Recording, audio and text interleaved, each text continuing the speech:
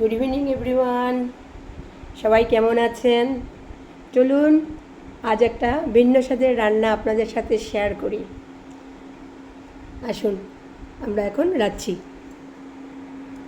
আপনারা এখানে দেখতে পাচ্ছেন, এখানে আছে ঢেঁকি শাক, মানে যেটাকে সিলেটি ভাষায় পালই বলে।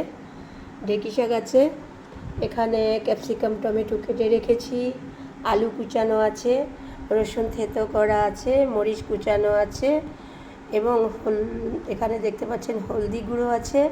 এবং এই হলদি গুঁড়োটার একটা বিশেষত্ব হলো যে এই হলদি গুঁড়োটা আমি ঘরে বানিয়েছি। তো বলবেন ঘরে কি করে, এটা সবারই জানা আছে, তাও বলছি।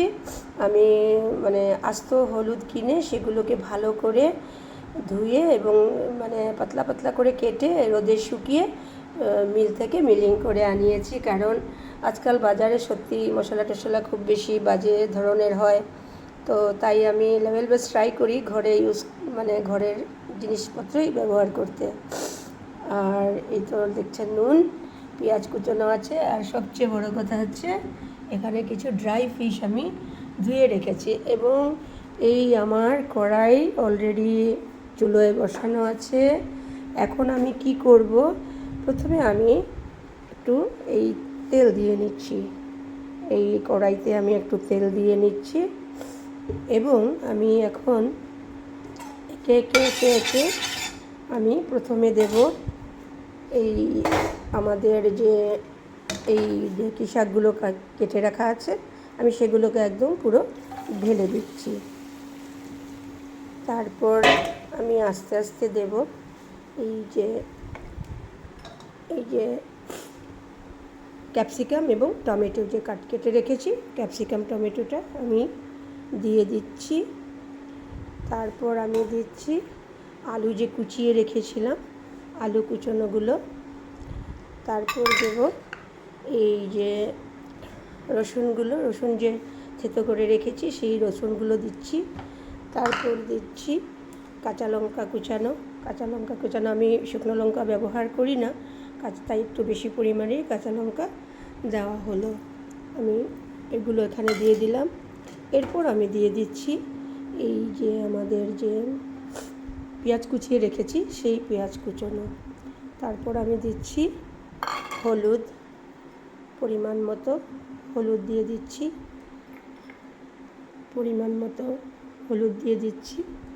এবং দিচ্ছি নুনও সেই পরিমাণ মতো নুন দিয়ে দিচ্ছি। যেহেতু শাক জিনিসটা এঁটে যাবে তাই নুনটা একটু কম পরিমাণে দিলাম। এবং এখন আমি আরেকটু উপর থেকে তেল দিয়ে দিচ্ছি, আরেকটু তেল দিয়ে দিলাম। এখন আমি এইগুলোকে ভালো করে নেড়ে দিচ্ছি। আপনারা দেখতে পাচ্ছেন বেশ সুন্দর সবুজে লালে সাদা একটা সুন্দর মিশ্রণ তৈরি হচ্ছে।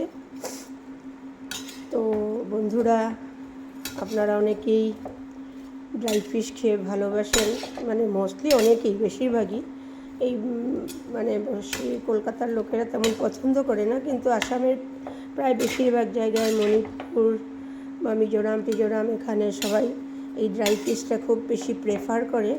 ড্রাই ফিশটাকে সুন্দরভাবে করতে পারলে এটা আমাদের শরীরের জন্য অনেক উপকার।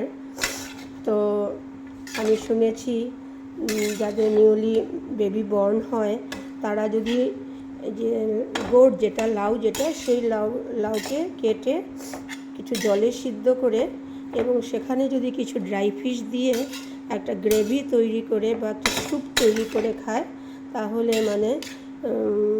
মাদার্স ব্রেস্ট মিল্কটা অনেক বৃদ্ধি পায়। তো এটা সত্যিই অনেক একটা উপকারী।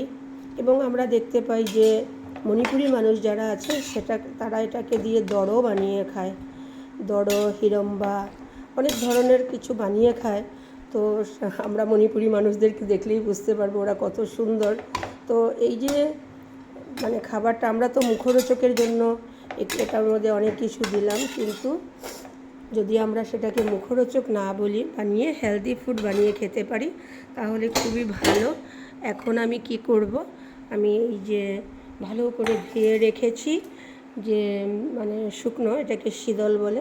আমি এই শীতলগুলোকে একে একে এটার উপরে আমি এইভাবে বিছিয়ে দিচ্ছি, কারণ এগুলি যখন একটু নরম হয়ে আসবে আমি সেগুলোর থেকে কাটা ছাড়িয়ে আবার এটার সাথে একদম সম্পূর্ণ মিশ্রণটা একসাথে করে দেব।